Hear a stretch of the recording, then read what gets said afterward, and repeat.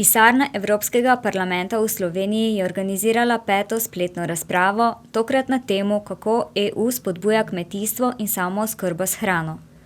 Tokratni gosti so bili evropski poslanec Franc Bogovič, državni sekretar na Ministrstvu za kmetijstvo dr. Jože Podgoršek, agrarni ekonomist iz Biotehniške fakultete izredni profesor Aleš Kuhar in direktor Kmetijsko-gozdarske zbornice Slovenije Branko Ravnik.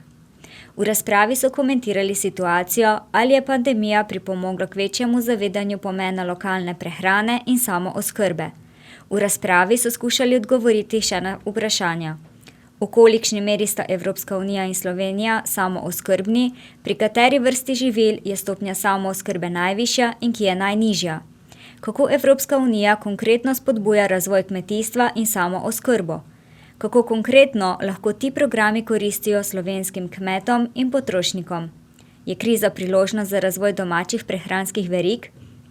Evropski poslanec Franc Bogovič je komentiral finančne okrepitve, ki jih obljublja Evropska unija državam članicam. Kot je bilo že rečeno, je kmetijska politika ena teh tradicionalnih, najstarejših, tudi skupna politika za vse države, ki se že odvija vrsto let. In mi smo bili sedaj že v pripravi novega podlag za nov finančni okvir, se pravi od leta 2021 do 2027. Izhodišča, ki so bila prvotno predstavljena, so bila za kmetijstvo nekaj slabša kot to, kar je bilo sedaj v tem novem paketu, ki na nek način govori tako o novi finančni perspektivi, kot tudi o teh dodatnih sredstvih za oživitev in pa okrepitev in pa na nek način narediti evropsko ekonomijo in Evropo bolj odporno. Znotraj tega samega paketa kot je bilo že rečeno, na kmetijstvo vemo, da imamo dva stebra. V prvem stebru je bil ukrepljen za teh omenjenih že 9 milijard. Jernej, vi ste pa omenili 15 milijard, ki je pa ukrepitev programa razvoja podeželja in to znotraj tega nova generacija EU-ja, ki je New Generation EU.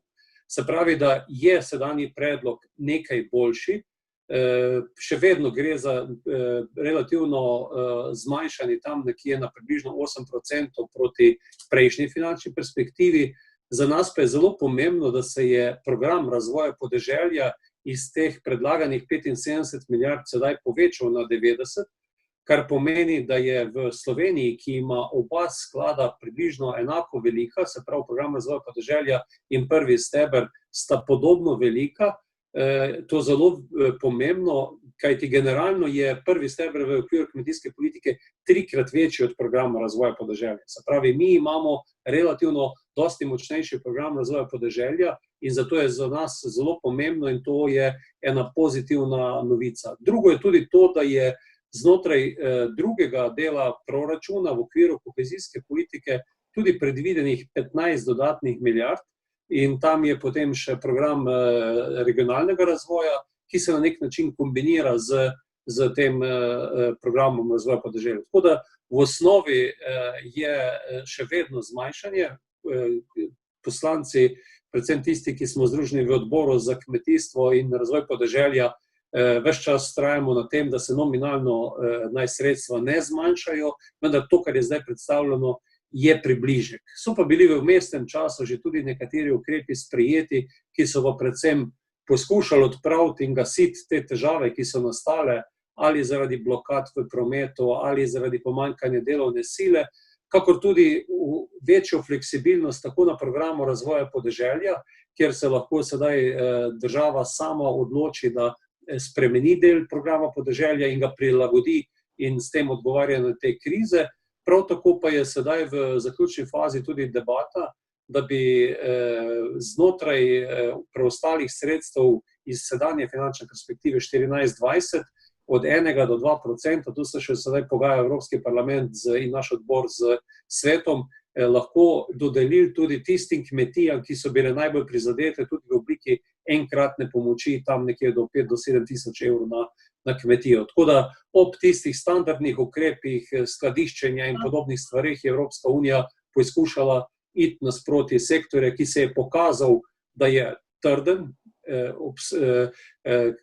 Mi nismo trpeli pomanjkanje hrane v Evropi, na nek način bo v začetku težava malce v logistiki, sicer pa je problem sedaj, ko so nekateri sektorji na koleni od turizma in podobno, da z pravilnimi ukrepi omogočimo to, da bo v tem kritičnem letu, ki ga ocenjujem od zdaj naprej, ne bil problem in pritisk na posamezne kmetije, da bi propadale. Tako da gre za kombinacijo zaključka sedanje finančne perspektive, večje fleksibilnosti, manj kontrol, po drugi strani pa tudi, da bi znotraj nove finančne perspektive bilo na razpolago več sredstev, ki pa jih bo potem vsaka država v strateškem načrtu morala nameniti za tiste panoge in za tiste ukrepe, s katerim bo najbolj pomagalo kmetijstvo.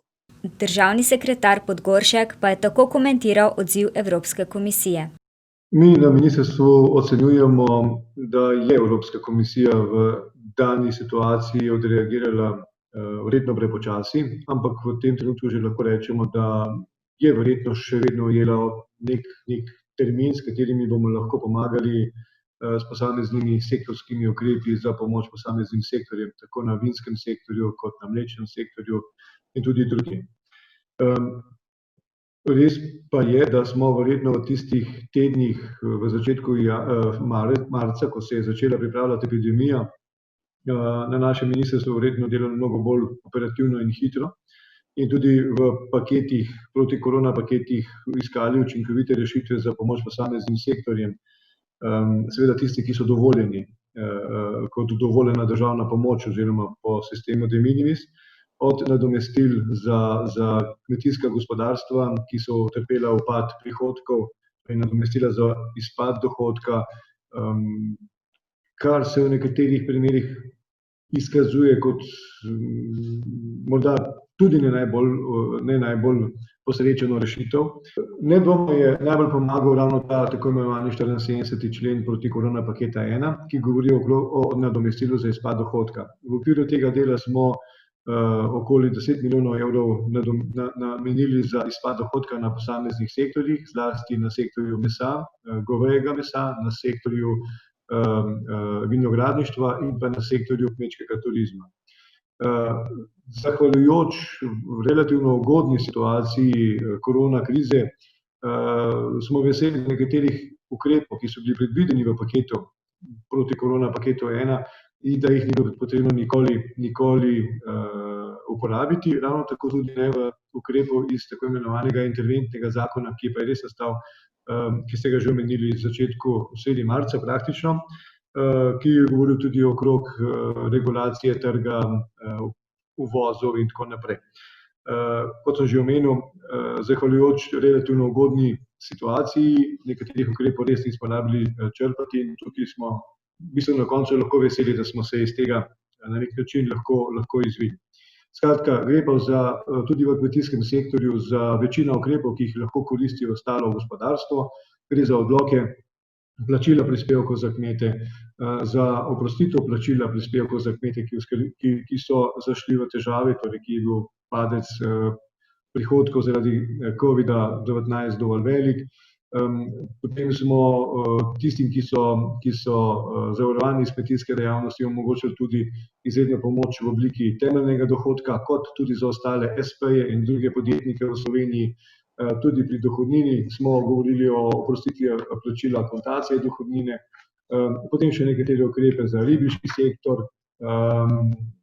Zelo veseli smo, da smo v ta protikorona paket 1 spravili tudi člen, ki govori o tem, da morajo javni prehranski obrati kupiti vsaj 50% hrane slovenskega porekla, torej tisti prehranski obrati, ki kupujejo na letnem nivoju do nivoja evropskega portala. V tem delu je Slovenija dokaj svobodna pri odločanju, tudi pri nabavi hrane v teh prehranskih obratih, medtem ko pri večjih zavodih, ki kupujejo več hrane, večje količine hrane, torej v večji vrednosti, kot je ta meja evropskega portala, pa so še vedno zavezani tudi k evropskim pravilom, torej velja naš zakon o javnem naročanju.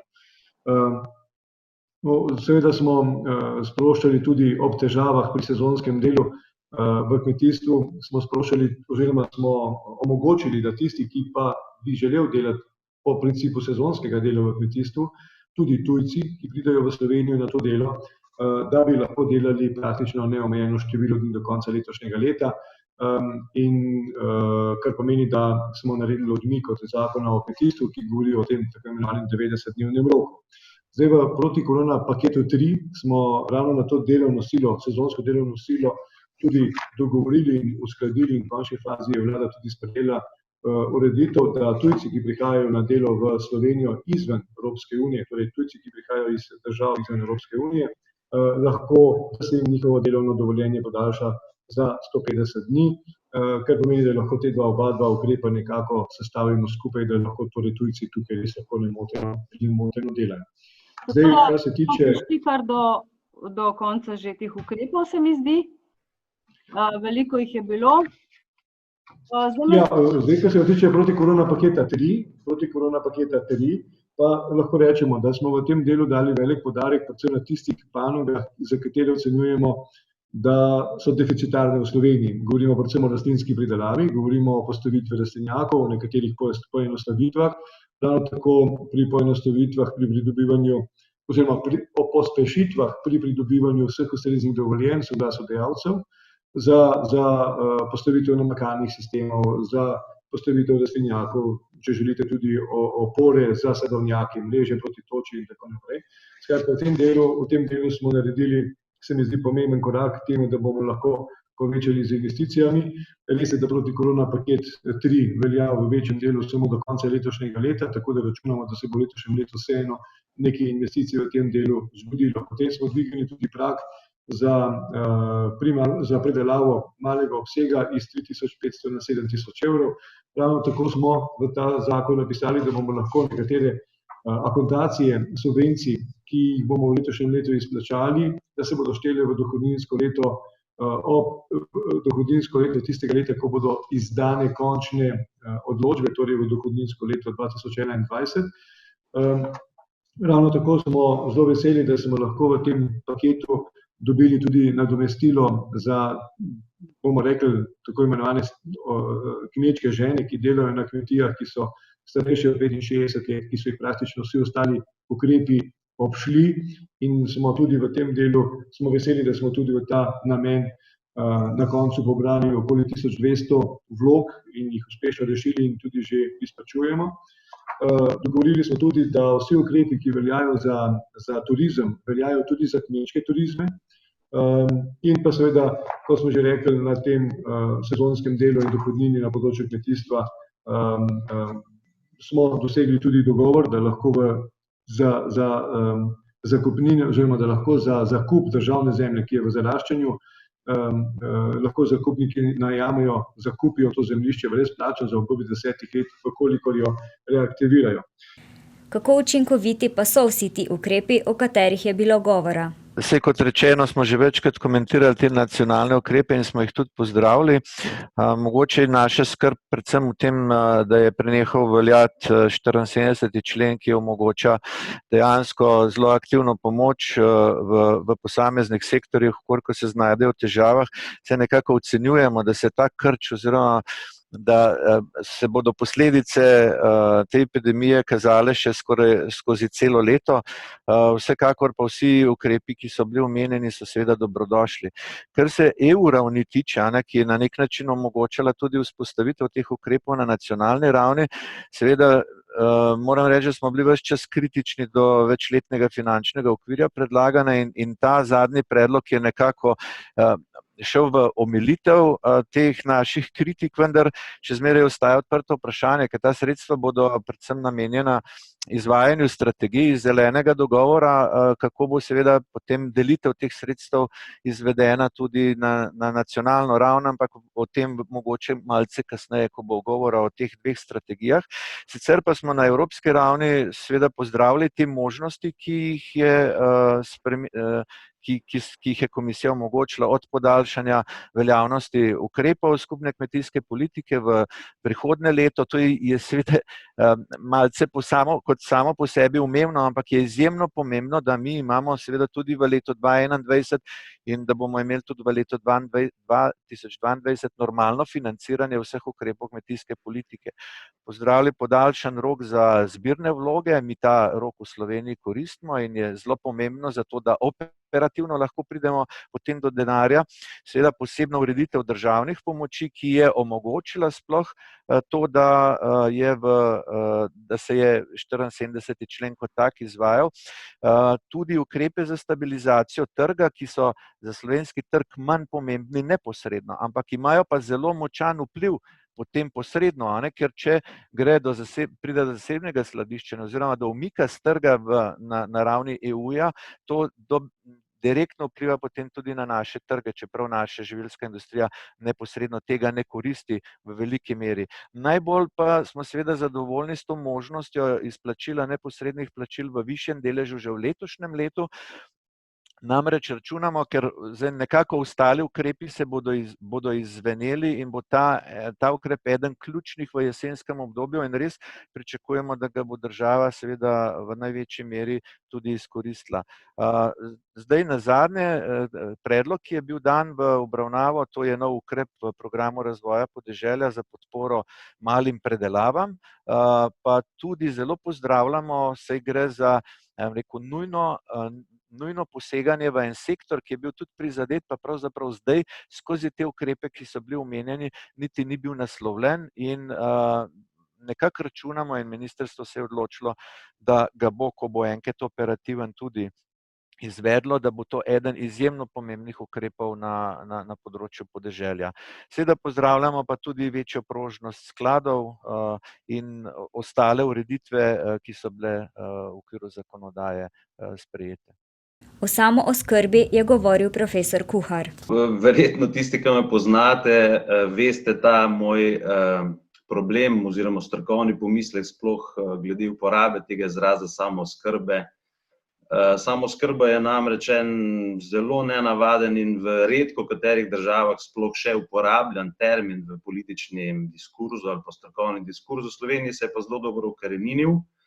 Naj takoj na začetku povem, da seveda nimam nič proti temu, da se v Sloveniji povečuje delež oskrbe slovenskega porekla živil na slovenskih trgovskih policah, vendar to nima nobene zveze s samooskrbo. Je zavajajoče in diskusija o samooskrbi, če debatiramo o tem v čistem strokovnem smislu in korektno, nima pa nobene zveze s to skrbjo, ki jo politiki in nosilci oblasti imajo in tudi večina državljanov seveda pod terminom samooskrbe razume nekaj drugega. Skratka, moj prvi predlog je to, da bi samooskrbo iz političnega diskurza ukinili in se začeli pogovarjati o konkurenčnosti, o večjih deležih slovenskih živil na živilskih policah v trgovini, ker bi seveda to popolnoma predrugačilo konotacijo v razpravah. Samooskrba je namreč izraz iz 60-ih let, v svinčenih socialističnih državah so ta izraz uporabljali in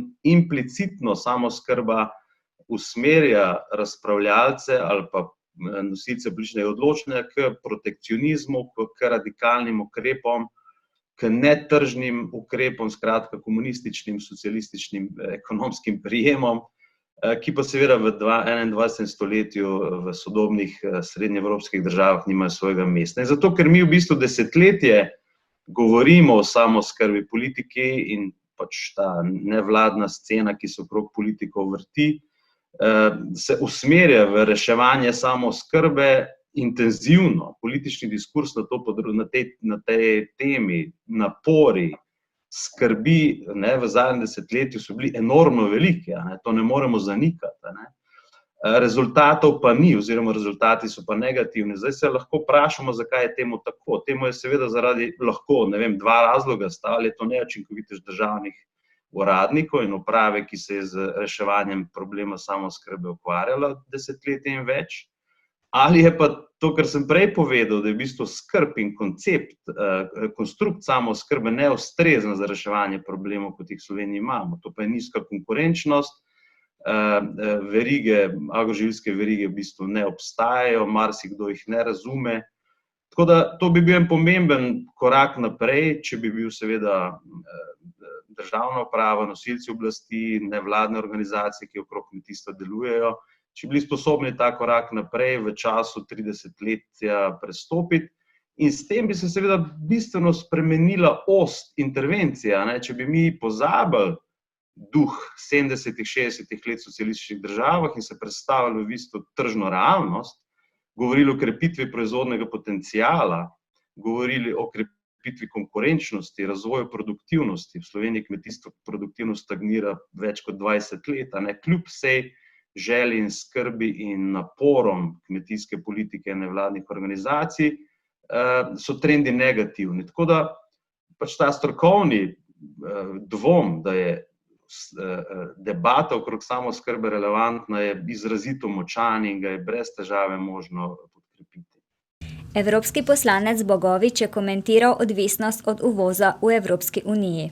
Kar se tiče Evropske unije, je zanimivo, da je Evropska unija v lanskem letu imela največji presežek na področju trgovine z kmetijskimi pridelki in pa tudi izdelki, tako da od nekje 270 milijard tega blagovne menjave je bilo okoli 150 milijard izvoza in pa 120 uvoza, se pravi, da je za 30 milijard več teh produktov bilo izvoženih iz trgov. Je pa zanimivo, da osnovne surovine, kot je Evropska unija največkrat uvoznica, tu so, soja in pa beljakovinski pripravki, kjer je približno 20 milijard uvoza v Evropsko unijo in je Evropa, pri soji 10% samooskrbna. In generalno beljakovinski pripravki, zanimivo je, da recimo se tu merita tudi kava, kakav, kjer je pol toliko, kot je uvoz soje, tudi kave, kakava. Na drugi strani Evropska unija ima pšenice zadosti, je celo več izvozi, kot je uvozi na nivo Evropske unije. Pri ostalih produktih pa lahko govorimo, pri zopet mlečnih izdelkih, veliki izvoz. Lansko leto je bilo tudi precej več izvoženega prašičjega mesa, predvsem zaradi problema v Kitajski. Potem pripravljene hrane, kjer se merijo po teh kategorijah, je Evropska unija izvoza za 24 milijard več, kot je uvozila. Čokolade je tu, za 50 milijard. Vina so tista področja, kjer je Evropska unija tudi ima za 10 milijard več izvoza, kot ga uvozi. Tako da znotraj globalno gledano lahko rečemo, da sta Severna Amerika in pa Južna Amerika, predvsem kontinenta, odkoder se veliko teh surovin izvozi širom po svetu, medtem ko je Evropa tista, ki z intenzivno tudi živinorejo, pa tudi z potem to industrijo na področju mleka, mesa, pijač, naredi ta velik izvoz. Prav tako pa prav, da poudarimo, naprimer v tej bilanci, da v številkah omenimo, da Evropa za približno 20 milijard več uvozi sadja, kot ga izvozi. In tu predstavljajo agrumi, 13 milijard od tega. Se pravi, zelo velike številke so tam, kjer jih v Evropi enostavno tudi ne moremo predelati. Tako da tu na uvozni strani beljakovinske komponente, koruza delno, potem tudi kakao, kava in pa potem, kot sem že dejal, izvoz in pa te tropsko sadje in pa sadje zelenjava, tisto, ki je uvozno.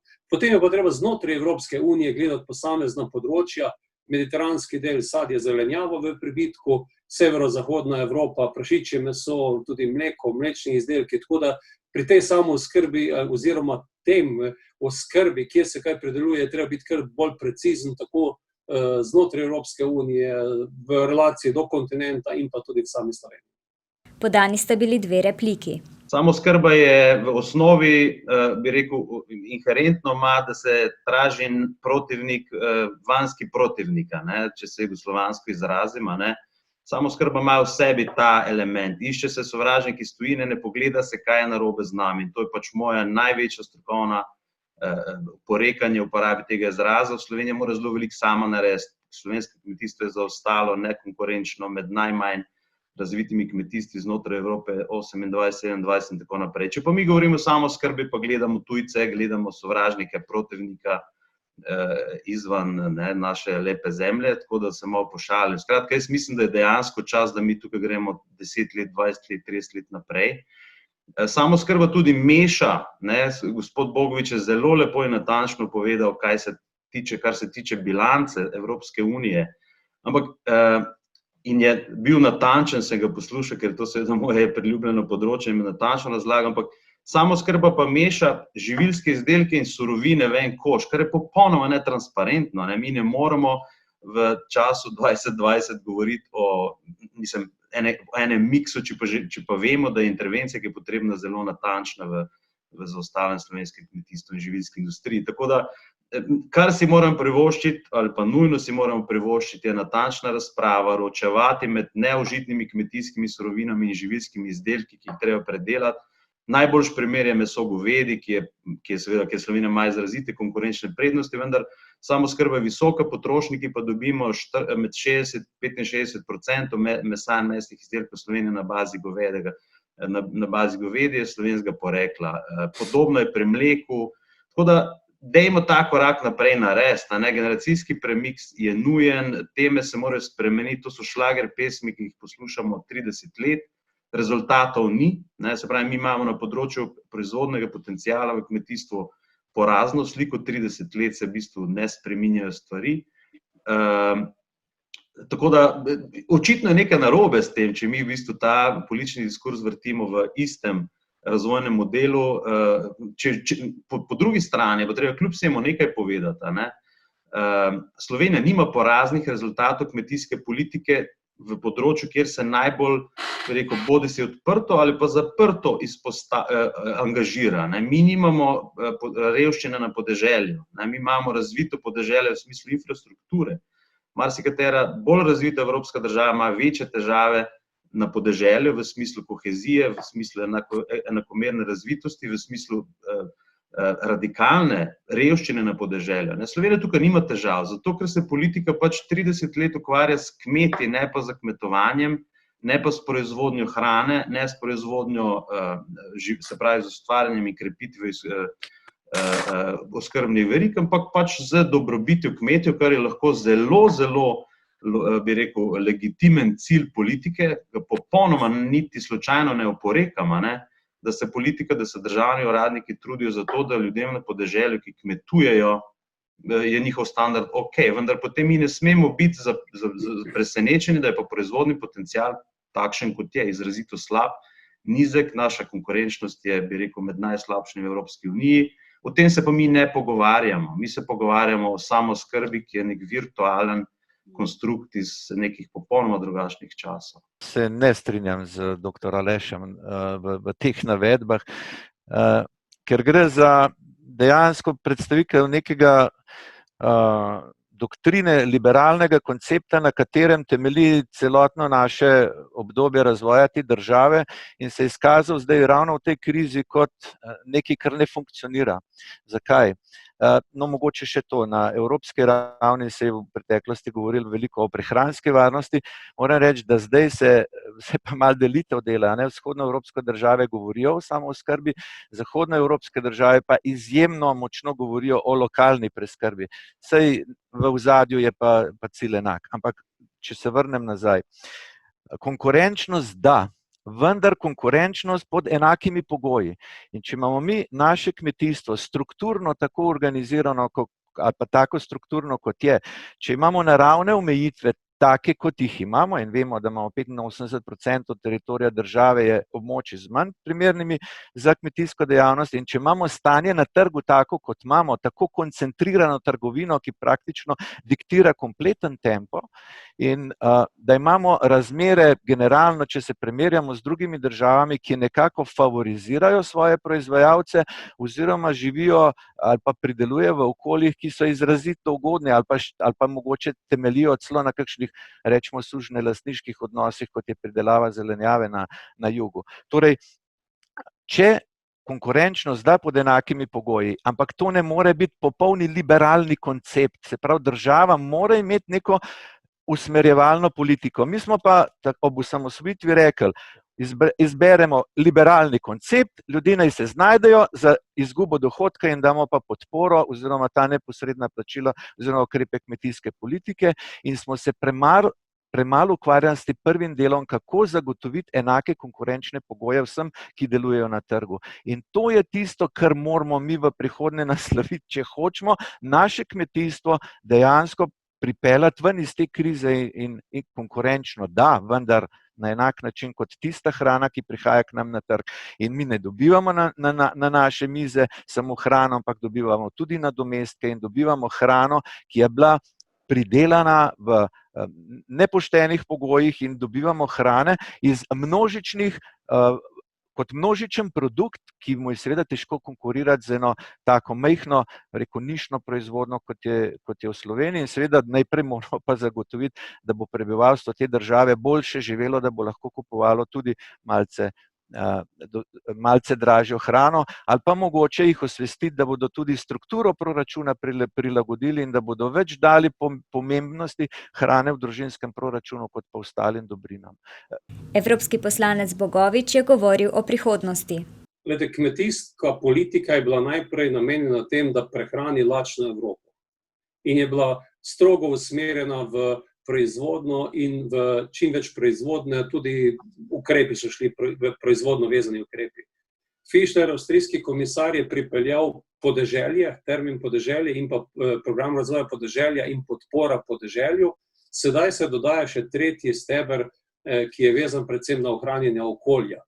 In mi imamo zaradi zemljiškega maksimuma in vseh stvari posestno strukturo, kakršno pač imamo. Se strinjam z dr. Kuharjem, da imamo nekje 10.000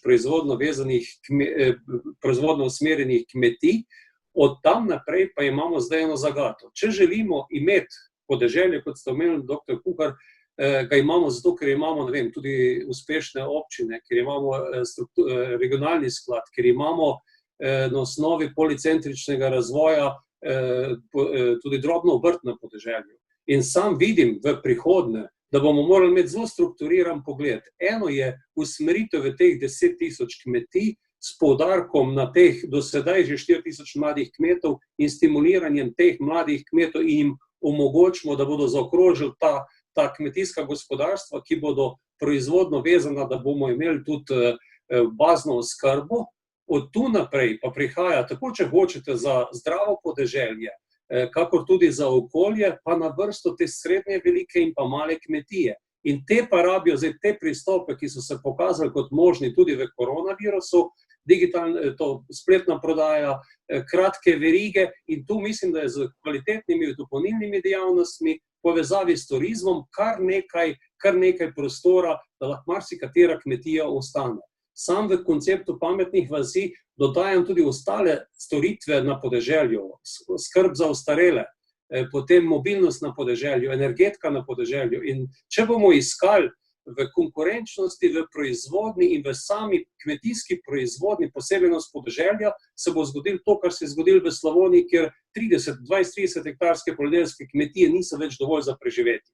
In tu mislim, da imamo velik izziv, po eni strani narediti tudi z blagovnimi znamkami možnost, da bo to naše mleko kvalitetno, čim bolje prodano, če hoče tudi po teh verigah v večji proizvodni, od tam naprej pa v povezavi z dopolnilnimi dejavnostmi, turizmom, veliko prostora za te manjše kmetije. In sam mislim, da je tudi se pokazal posebno podeželje kot tisto robustno, odporno, zakaj je Slovenija tako dobro prešla iz krize ven. Tako da jaz mislim, da pa se strinjam z Brankom Ravnikom, da v zelenjavi, če bomo mi imeli konkuriranje z tistimi, za katere delajo migranti na Sardiniji pa na Siciliji, bomo imeli velike probleme.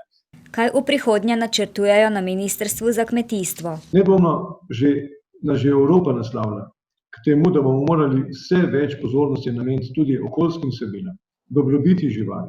V končni fazi podnebne spremembe so tukaj, rezultate žanimo v tem delu, da imamo v 5 letih 4 pozebe v sadjarstvu, vmes ena dobra sezona. Da imamo vse več težav z sušami, tudi letošnja pomlad je bila izrazito suša, pridelki pri ječmenu bodo zagotovo slabši.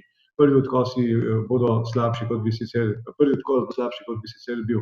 Zato nas tukaj čakajo tudi že morda v tem programskem obdobju, predvsem pa v naslednjem programskem obdobju, nas čakajo izzivi v še močnejšo podporo z ukrepi, finančnimi ukrepi v smeri večje odpornosti slovenskega kmetijstva. Tako na podnebne spremembe, ko bomo morali odgovarjati z namakalnimi sistemi, mrežami proti toči, protipozemnimi zaščitami, uporabi geotermije za ogrevanje rastlinjakov. V tem trenutku se v Sloveniji že kažejo veliki presežki sveže solate slovenskega porekla, ob dejstvu, da je pa pred enim mesecem praktično skoraj da ni bilo oziroma je bilo zelo malo. In te sezone moramo podaljšati.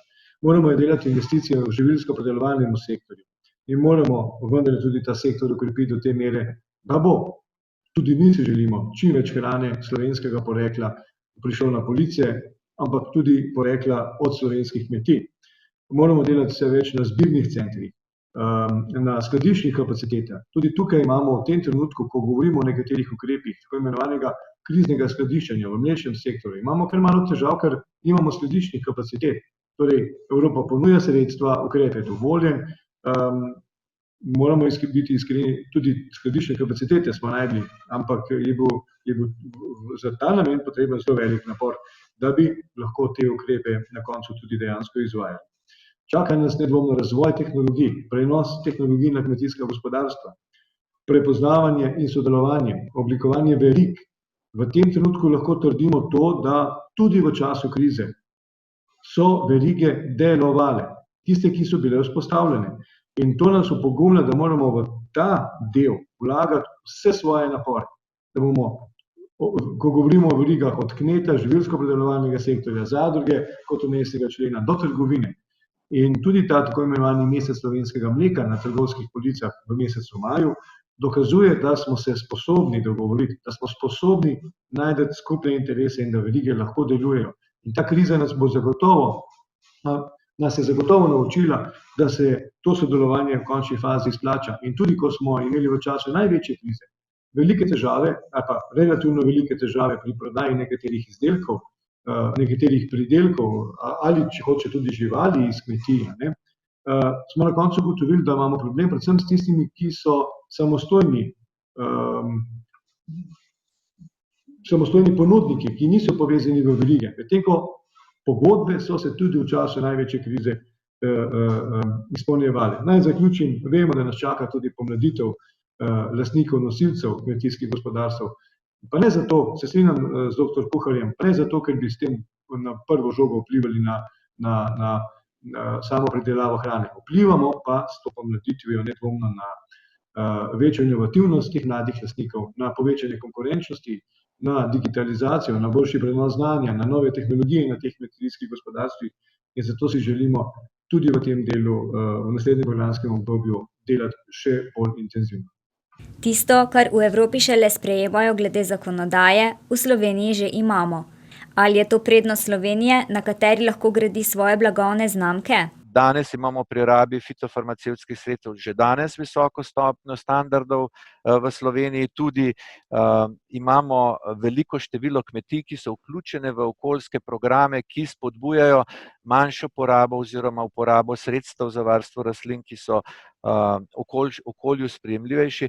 Tisto, kar je za nas ključno v prihodnje, je, da bodo na razpolago vsa sredstva, ki jih bo industrija v tem trendu razvijala, ker mi smo majhen trg in lahko se nam zgodi, da bodo na našem trgu to draga sredstva, ki jih bo težko dobiti in zato je za nas seveda pomembno, da ko se bodo te politike razvijale, da bo to na razpolago.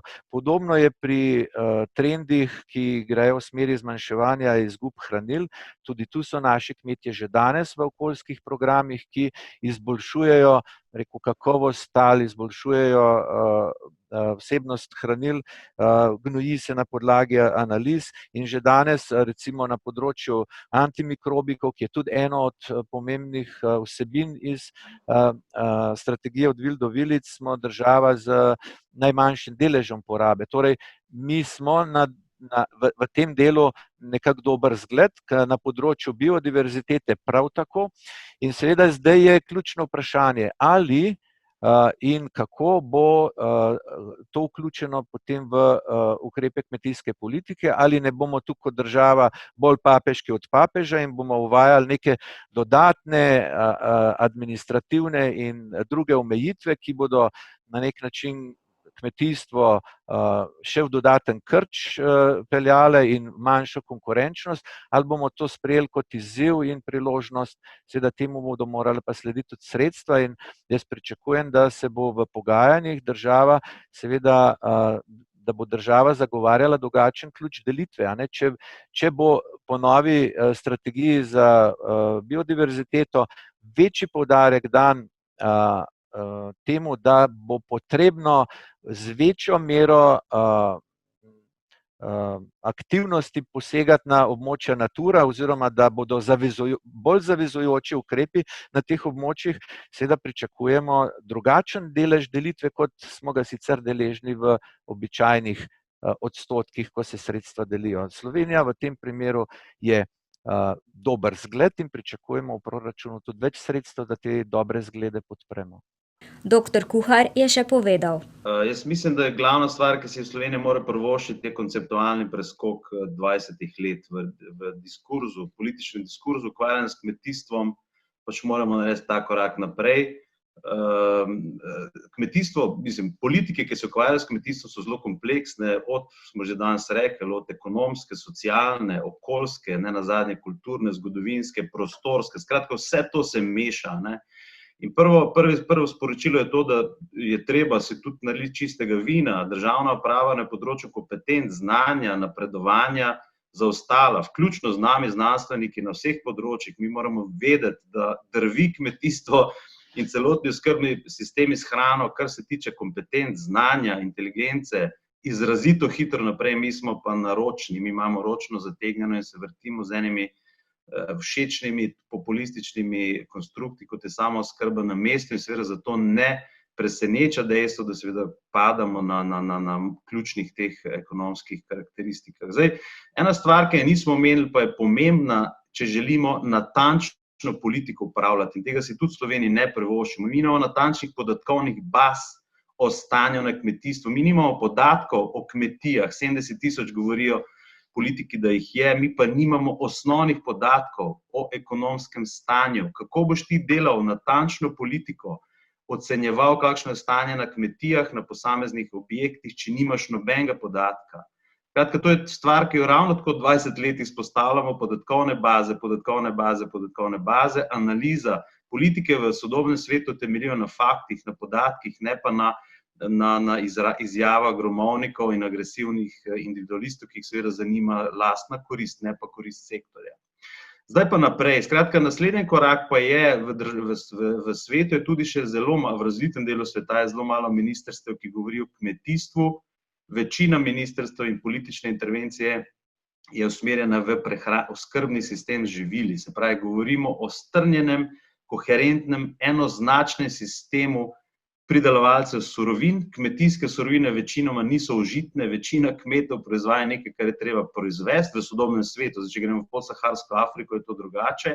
Ampak v razviti Evropi je večina kmetov, ki proizvajajo, odvisna od dobre povezave z odkupovalci. In to se je tudi pokazalo. Kmete v Sloveniji, ki so imeli pogodbe z sistemi, ki so pogodbeni, dolgoročni, pošteni, uravnoteženi odnosi na ekonomskih osnovah, tam ni bilo težav. Težave so pa bile marsikje drugi. Skratka, mi moramo začeti razumeti, da kmetijstvo je tako kot proizvodnja pločevine v avtomobilski industriji, ne.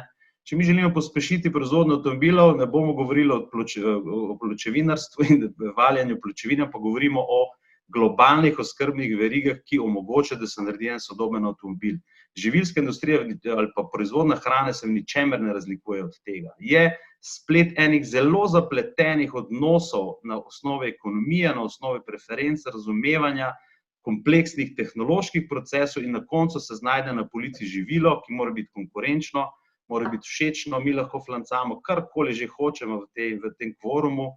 Poglejmo si malo, kaj se dogaja na makroekonomskih bilancah, poglejmo, kaj je na policah in nam bo jasno, da je očitno potrebno spremeniti kompas, smer, razumevanje, politične konstrukte v ozadju in pač posodobiti pogled, če želimo, da ekonomija v kmetijstvu še sploh obstaja, da bomo na področju, če želite, hrane, konkurenčen ponudnik in da bomo Slovenci lahko proizvajali hrano zase in čim več tega spravili tudi na police, kjer pa ne pozabimo, bitka je neizmerna bitka na policah In to vrstno flancanje seveda tem konkurenčnim mednarodnim dobaviteljem zelo koristi. Mi govorimo o nerelevantnih stvarih, oni pa s šleperji, s tovornjaki masovne količine hrane pripeljejo tudi v Slovenijo. In ena izmed stvari je seveda, kako regulirati trgovino, oglaševanje v trgovinskem sektorju, ki je Slovenijo okupirala. Mi smo izrazito okupirani strani trgovine in to je ključna stvar tudi za naprej. Skratka, korak 30 let naprej v konceptu razumevanja politike, v razvojnem modelu, v ciljih, podatkovno poglobljeno razumevanje kmetijstva, živilske industrije in fact-based policy, ne pa politika na področju populizma in nekih gromovnikov, ki so doslej v bistvu ugrabili pogosto tudi kmetijska ministrstva, politiko in tako naprej. Evropski poslanec Bogovič pa je zaključil. Kot smo že dejali, kriza je marsikaj pokazala. Kot sem že dejal, področje spletne trgovine je zaživelo na številnih področjih in marsikdo, ki prej ni bil tako vešč tega ali kot potrošnik ali kot predelovalec, ponudnik, se je vključil v ta sistem. Tako da to je ena od priložnosti. Generalno pa, kot so osnovne usmeritve kmetijske politike, na eni strani znanje, izboljšati samo proizvodno. V tej klepetalnici tudi bilo govora o zemljiških operacijah, ki so v Sloveniji še vedno nujno potrebne, tako da ti ukrepi komasacije, namakanja, izgradnja te osnovne infrastrukture predelovalne, kot so rastlinjaki, termalna energija, povezavi z zelenjadarstvom, so predpogoj. Predpogoj so tudi potem infrastruktura naprej za pakiranje, sortiranje. Na našem koncu sem bil župan, ko smo zgradili 300 hektarov namakalnih sistemov v Krki in sedaj se recimo ta zelenjava organizirano je pojavljala na trgu in je tudi več ali manj šla preko enega od teh trgovskih centrov. Sam mislim, da nujno rabimo tudi te centre, kjer bi v bistvu neke veletržnice tudi teh slovenskih produktov lahko ponudili v velikih slovenskih mestih na razpolago gostinstvu, potrošniku in da imamo tudi ta direktnejši pristop. Nujno imeti blagovne znamke, v ozadju pa organiziranega pridelovalca in to, kar je bilo rečeno, po vertikali vse do trgovine, dogovorjene odnose. Teh samostojnih izletov pri tako občutljivi proizvodnji, kot je na primer solata, bo več hočemo ali nočemo obsojeno na propad na dolgi rok. Mislim, da je zelo pomembno tudi ta diverzifikacija na podeželju. Sam zelo stavim na to, da si ne smemo zatiskati oči, da je v kmetijski proizvodnji dovolj delovnih mest, da bi bilo podeželje poseljeno. Zato še moramo kar skupaj z ostalimi ukrepi, tudi evropskimi, pa tudi državnimi, podpirati to decentralizirano Slovenijo. Tudi to je treba podpirati, sicer bo centralizacija in mislim, da bomo imeli lepšo državo. Kar se tiče, pa to danes nismo toliko o tem govorili, pa so ta pričakovanja, zahteve, ki so povezane bodisi s spreminjanjem prehranskih navad, bodisi z odnosom do okolja, zahtevajo čim več takšnih debat, kot je današnja, in pa nekega konsenza, dogovora v družbi. Nazadnje bomo se kot pridelovalci, potrošniki morali razumeti, vzpostaviti neko večjo stopnjo zaupanja, kot je bilo v preteklosti in bomo potem tudi lažje prosperirali na trgu. Upam pa tudi, da se naša kupna moč dvigne.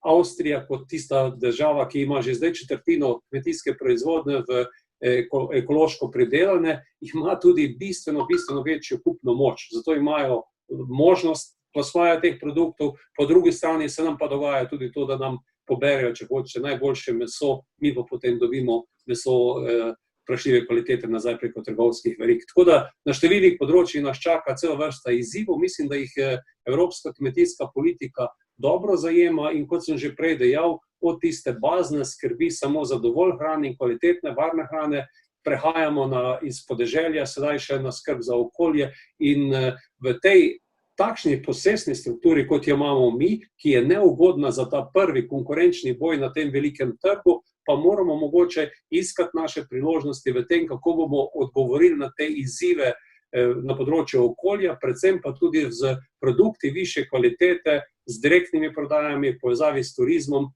zvabili v to zeleno destinacijo, ki jo dela kmetijstvo, predvsem tiste, ki bodo nam tudi te produkte bolje plačali, kot jih lahko prodamo v trgovskih centrih.